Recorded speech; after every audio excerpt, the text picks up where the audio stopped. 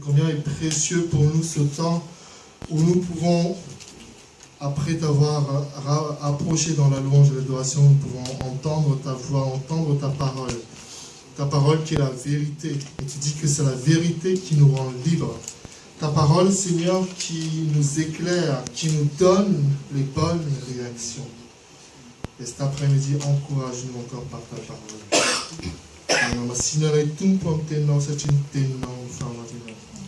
Amen. Amen.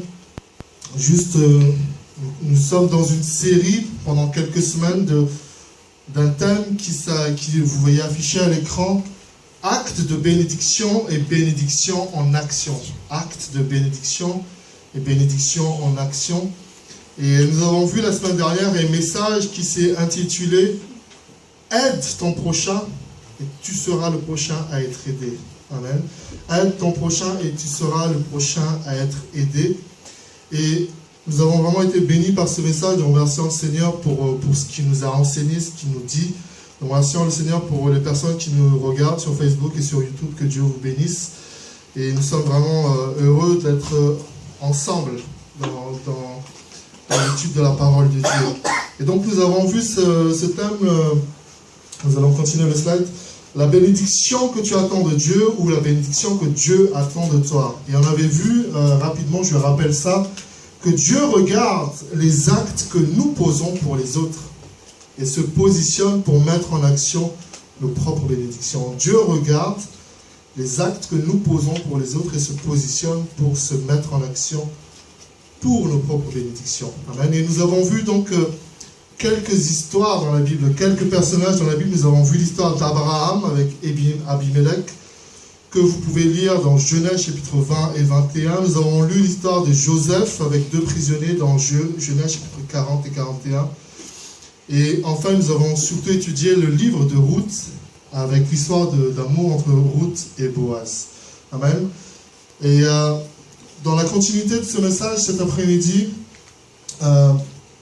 nous allons rentrer dans un nouveau titre, toujours dans cette même série qui est Acte de bénédiction et bénédiction en action. J'aimerais peut-être un peu mieux expliquer aussi pourquoi Dieu m'a mis à cœur cette série. Dieu m'a fait vraiment comprendre que Dieu regarde beaucoup ce que nous faisons. Amen. Le bien et le mal. Et Dieu regarde beaucoup les choses que nous faisons pour les autres et les choses que nous faisons en général. Il y a les choses que tu fais pour les autres, mais il y a les choses que tu fais pour toi et la façon dont tu investis ta vie pour le Seigneur. Amen. Et cet après-midi, j'aimerais encore vous encourager dans cette même série. Le titre de notre message cet après-midi, c'est « Semence de bénédiction pour une récolte de bénédiction ». Semence de bénédiction pour une récolte de bénédiction.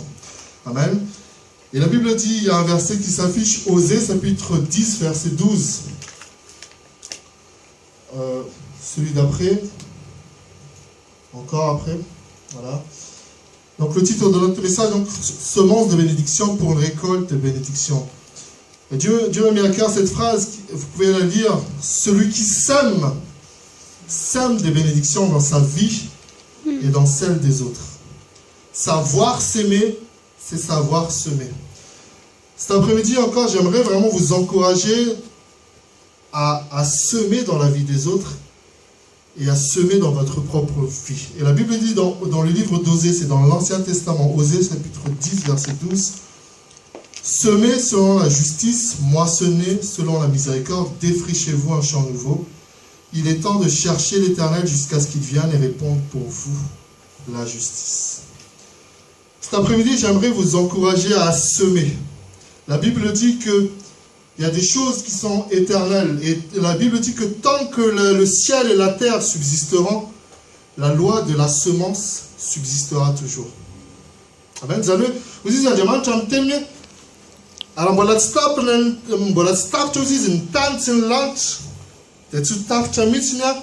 ni la langue, ni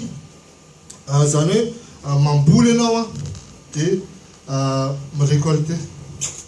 Amen. Le principe de la semence est très important dans la Bible.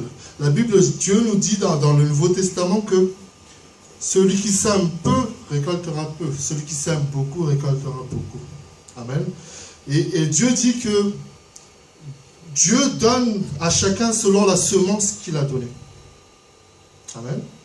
Et c'est tout à fait normal. Et même dans la vie de tous les jours, dans nos activités, dans notre travail, plus tu sèmes, plus tu investis dans quelque chose, plus tu vas récolter de ça.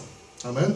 Celui qui est étudiant, plus il va semer, s'investir dans ses études, plus il va récolter la réussite dans ses examens et la réussite pour trouver un emploi. Amen. Et donc le principe de semence est très important dans la Bible. Et cet après-midi, dans la série de messages que nous abordons, Dieu nous enseigne depuis la semaine dernière qu'il faut aussi apprendre à semer dans la vie des autres. On a vu depuis la semaine dernière que quand tu sèmes dans la vie des autres, des choses positives. Amen. Je ne dis pas de semer des choses négatives. Parfois, il y a des gens qui sèment la discorde dans la vie des autres. Non. Ce qu'on est appelé à faire, c'est de semer la vie, la paix, la joie dans la vie des autres. Amen. Et juste un rappel, on a vu l'histoire de Joseph, donc avec ces deux prisonniers, vous pouvez lire l'histoire dans Genèse chapitre 40 et 41, mais je lis deux versets de l'Ancien Testament dans Ecclésiaste chapitre 11, versets 1 et 6. La Bible dit « Jette ton pain sur la face des eaux, car avec le temps tu le retrouveras. Dès le matin, sème ta semence et le soir ne laisse pas reposer ta main, car tu ne sais point ce qui réussira, ceci ou cela, ou si l'un et l'autre sont également bons. » Le message que j'aimerais vous partager cet après-midi, c'est que nous ne devons pas nous lasser de faire du bien. C'est ce que dit la Bible. Nous ne devons pas nous lasser de mettre en place des actions qui peuvent bénir les autres. Parfois, il y a des choses qui nous bloquent. On se dit, mais pourquoi est-ce que je vais bénir les autres? Moi-même déjà, je n'ai pas le temps pour moi. Pourquoi est-ce que je vais bénir les autres? Et depuis la semaine dernière, Jésus nous a enseigné que celui qui arrose les autres sera lui-même arrosé. Amen. Et c'est pour ça que Dieu nous encourage. Et beaucoup de personnes ont regardé la vidéo de la prédication de la semaine dernière. Nous avons entendu ce message. Et parfois, on peut se demander aussi, si je fais du bien aux autres, est-ce qu'on va me le rendre, ce bien? Mais on a vu la semaine dernière que c'est Dieu qui nous récompense. Amen. Peut-être que tu as fait du bien à quelqu'un, mais ce n'est pas cette personne-là qui va te rendre la bénédiction, c'est quelqu'un d'autre. Et vous savez ce qui est formidable avec Dieu? C'est que si tu as donné, par exemple, le 30% à quelqu'un, Dieu envoie quelqu'un pour te donner 60%. Amen. Ou 100%. Dieu ne n'envoie pas quelqu'un pour te donner 15 ou même 30. La Bible dit que Dieu donne toujours au moins au double. Amen. Donc c'est pour ça que nous sommes encouragés vraiment depuis la semaine dernière. Dieu me met à cœur cette série parce que on est dans les temps de la fin où la Bible dit que chacun devient individualiste. Chacun devient chacun pour soi. Alors que nous, en tant que chrétiens, plus que jamais, nous devons être, comme on a vu la semaine dernière, solidaires. Amen. Et donc, ça va s'afficher. J'aimerais encore vous encourager à ça. C'est vrai que j'aime bien les jeux de mots, donc voici encore quelques-uns. Sois un porte-bonheur. Sois une porte au bonheur des autres. Apporte le bonheur aux autres en les aimant, les encourageant, les respectant. Apporte le bonheur et ne mets pas le bonheur à la porte. Aimer le bonheur, c'est bien. Le bonheur d'aimer Dieu et ton prochain, c'est excellent. Et la Bible dit dans Matthieu chapitre 5, verset 9, Jésus dit ça. Heureux ceux qui procurent la paix, car ils seront appelés fils de Dieu. Vous savez, beaucoup se proclament dire, je suis chrétien, je suis enfant de Dieu. Ça n'a qu'un demande, c'est Nefa in zavacha fulenoa amfiana nulkaf so de mambuli zavacha ratseno fa demande de mtena tike mambulea fiadanana amfiana nulkaf. Amen. Am zavacha teneno am zavacha apetako comme action acte. Tayan liou l'avait dit ça mani amfiana nul. Vous savez, nous avons vu il y a quelques mois une prédication sur le thermostat. Qui se souvient de ça? On avait dit il y a les différences entre ce qu'on appelle un thermostat et un thermomètre. Qu'est-ce que c'est qu'un thermomètre, un thermostat? Un thermomètre prend la température. Il fait chaud, il fait froid, etc. N'est-ce pas? Mais on avait vu qu'un thermostat crée la température. S'il fait froid, le thermostat va créer la chaleur. S'il fait trop chaud, le thermostat va créer une ambiance douce et apaisante. Et on avait vu que nous devons être des bons thermostats. Tu ne dois pas être un mauvais thermostat. Tu ne dois pas être non plus un thermomètre, juste tu viens à l'église et tu prends la température. Est-ce que ça me convient ou ça ne me convient pas? Bon, je pars pas. Non, tu dois être un thermostat. Quand tu viens à l'église, tu as une bénédiction pour les autres qui t'entourent. Amen. Et être un thermostat, tu peux donc décider de dire, je suis un thermostat positif. Quand les gens me voient, je leur souris, je leur parle, ils sont heureux. Ou être un mauvais thermostat où, quand les gens te voient, ils partent, ils fuient. Vous voyez? Et comme je vous disais tout à l'heure en introduction, la parole de Dieu, en fait, nous apprend à bien réagir, à avoir les bonnes réactions. La parole de Dieu nous apprend à être un bon thermostat. Et un bon thermostat, en fin de compte, c'est un bon témoin. Amen. Un bon témoin. Alléluia. Et donc, Jésus dit, heureux ceux qui procurent la paix, car ils seront appelés fils de Dieu. Beaucoup se proclament de dire, je suis fils de Dieu, je suis enfant de Dieu. Mais est-ce que tu procures la paix dans la vie des autres? Amen. Dieu nous interpelle cet après-midi. Il y a cette phrase que vous voyez affichée. Aimer son prochain, ce n'est pas qu'aimer ses proches. Ce n'est pas simplement les proches. C'est aussi aimer et bénir ceux qui nous aiment moins ou pas du tout. Jésus nous enseigne à bénir ceux qui nous maudissent. Amen. Nous allons continuer. Faire du bien aux autres est toujours une bénédiction. Amen. Faire du bien aux autres est toujours une bénédiction. Nous sommes une large communauté malgache. Il y a un proverbe malgache qui dit cela. Le bien qu'on a fait est un trésor enterré. Le mal qu'on fait est un malheur suspendu. Nsuata le venambula fan ratseto luzamiato. Nsuata le venambula fan luzato. Ratseto luzamiato. Itasi chawe naptene na demande chan tol nultebe mapia na tatike mzavachu. Wen suata le venambula dina tigazan. Ntikazan suzei semeno afiananul la kraya. Tsumanti pucha tsumanti irubrubi suina ti récolte zavatsuino. Fan ratsetono afiananul kafakude luza zemiatan. Menzera na wela na wanya.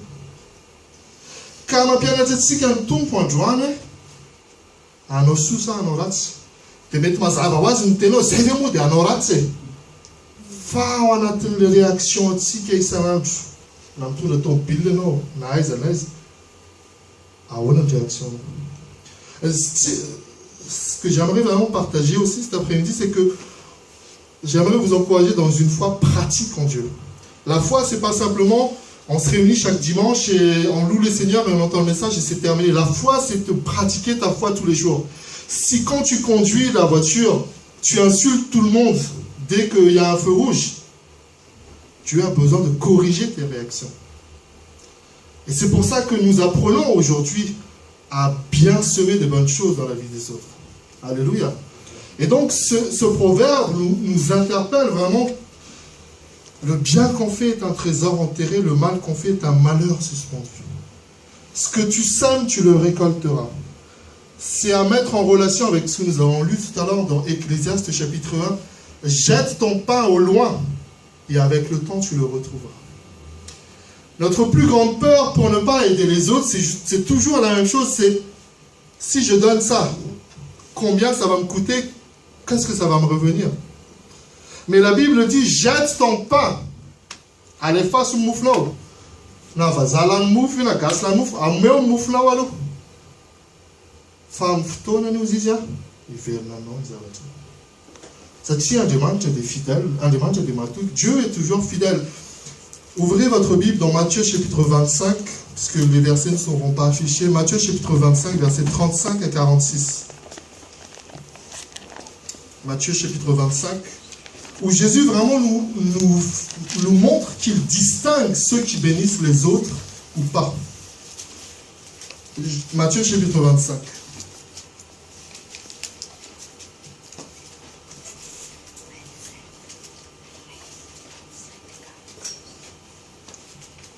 Matthieu chapitre 25, à partir du verset 35.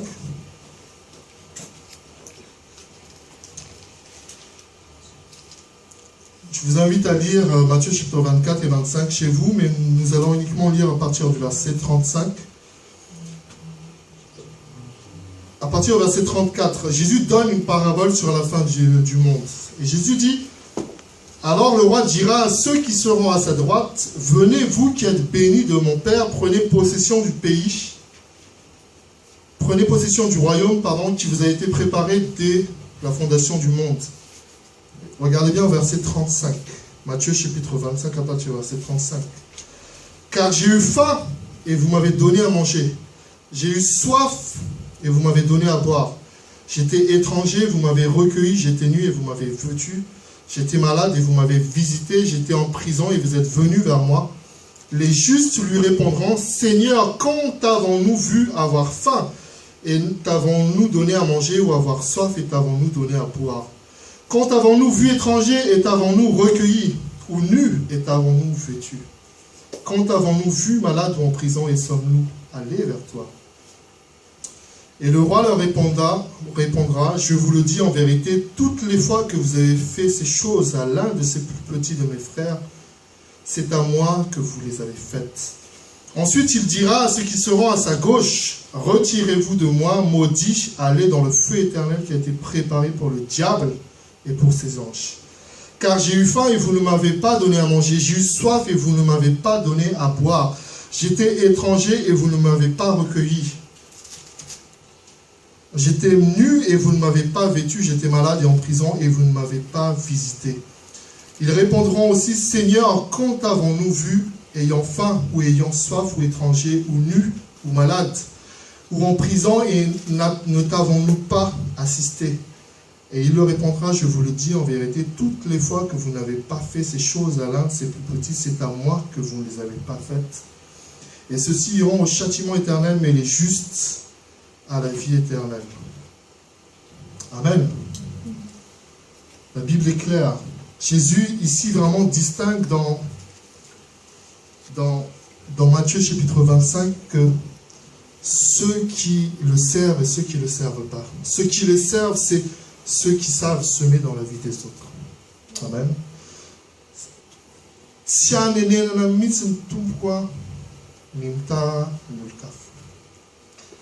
Mazava ho azy men'Andriamanitra fa indrena kotsika araky ny hitantsika tamin'ny heriny hoe raha ohatra ka afaka manome zavatra ny olona anankiray ianao, raha afaka manome ianao dia manome zao izy. Raha tsy afaka manome ianao satria tsy manana an'ilay pouvoir dia tsy manome mazava ho azy. Tsy afaka mamoana ny tsy misy ianao. La Bible dit que si tu as le pouvoir d'accorder quelque chose, accorde-le. Mais Dieu nous donne la sagesse aussi que parfois si tu n'as pas le pouvoir, Dieu utilisera quelqu'un d'autre pour le bénir. Amen. Nous devons être sages. Mais, vous savez, Dieu touche particulièrement chacun. Et Dieu parfois met à cœur d'aller... Il y a des personnes qui se consacrent à visiter les prisonniers. Il y a des personnes qui se consacrent à aller dans les hôpitaux, visiter les hôpitaux. Récemment, je suis parti à l'hôpital visiter la famille et j'avais vu une affiche d'une association qui recrutait des personnes pour venir visiter les malades. C'est une association, bénévolement, tu viens pour visiter les malades. Et ça, c'est quelque chose qui fait partie de ce que Jésus nous demande. Amen. Mais après, chacun son appel. Amen. Si Dieu te met à cœur d'aller visiter les malades, fais-le parce que Dieu a mis ce fardeau en toi. Si Dieu met le fardeau en toi d'œuvrer pour une œuvre humanitaire à Madagascar, en France, etc., fais-le parce que c'est un fardeau pour toi. Andriamanitra mikasika ny fonao misy zavatra mavesatra aminao hoe te hizara ny fitiavako ako amin'ity olo ity amin'reto groupe reto amin'izao. Fa aza hoe tsy forcena koa izy hoe tsy maintsy izao ny ataonao, tsy maintsy izao ny ataonao. Fa Andriamanitra mahafantatra ny ao am-ponao izy. Amen. Alléluia. Tuizatsika Nous allons voir encore, continuer sur ce thème, donc semence de bénédiction, récolte de bénédiction. Nous avons vu beaucoup d'histoires la semaine dernière et j'aimerais, pour la partie d'aujourd'hui, encore continuer avec une nouvelle histoire. L'histoire d'un homme qui s'appelle Mardoché. Et vous voyez à l'écran, investi de la bonne façon. La Bible dit que, dans Proverbes chapitre 18, verset 16, les présents, les dons d'un homme lui élargissent la voie et lui donnent accès auprès des grands.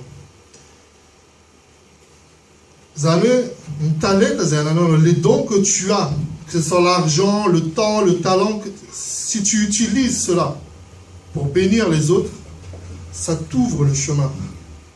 Amen. Il y a l'histoire, j'aimerais vous raconter un instant l'histoire d'un homme, d'un artiste chrétien qui s'appelle Wentley Phipps. C'est un artiste noir américain qui est chanteur de gospel notamment. Et vous connaissez tous, je pense, Billy Graham. Beaucoup connaissent Billy Graham. Vous connaissez Billy Graham, c'est un des plus grands évangélistes du monde, Billy Graham. Et donc Billy Graham faisait beaucoup moins maintenant, mais pendant des années, pendant des dizaines d'années, des croisades à travers le monde entier pour évangéliser en Afrique, aux États-Unis, en Russie, en Europe, etc. Et il y a ce jeune homme qui s'appelle Wentley Phipps à l'époque. C'est un chanteur de gospel. Il avait composé des chants et il avait mis ça sur cassette. Okay? Donc il avait démarré un petit peu sa carrière comme ça. Et puis un jour, il est dans l'avion. Pour rejoindre une autre ville. Et puis il croise l'hôtesse et il voit que l'hôtesse qui le sert est triste, ne se sent pas bien en fait. Et se sent découragé. Donc cet homme de Dieu va dire à la hôtesse, écoutez, je vois que vous êtes fatigué, vous êtes découragé. J'ai une cassette que j'ai composée de chants de louanges, ça peut vous encourager, je vous la donne. C'était encore à l'époque les cassettes, l'histoire date des années 60-70 presque. Et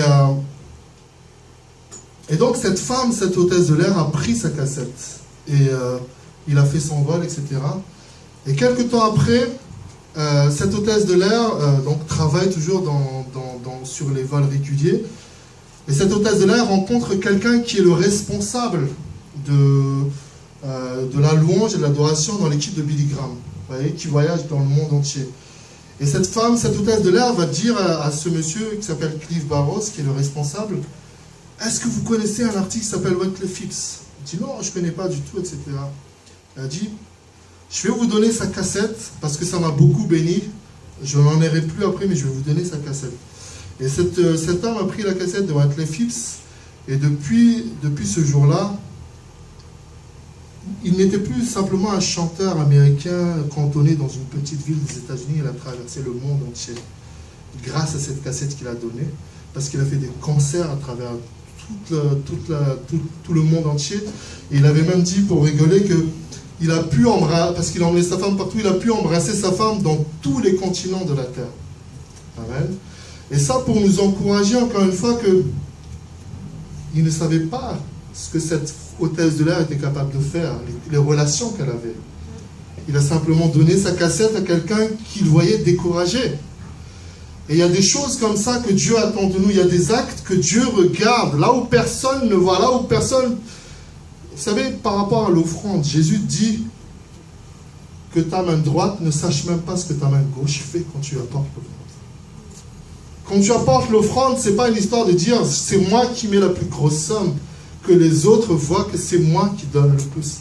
Non, quand on bénit, on doit bénir toujours discrètement. C'est dans la discrétion que Dieu fait germer la bénédiction pour ta vie. Amen. Et nous allons voir l'histoire d'un homme, et c'est l'histoire d'un homme qui s'appelle Mardoché. Et c'est quelqu'un qui va, comme l'histoire que je viens de vous citer, va poser un acte qui va le bénir plus tard.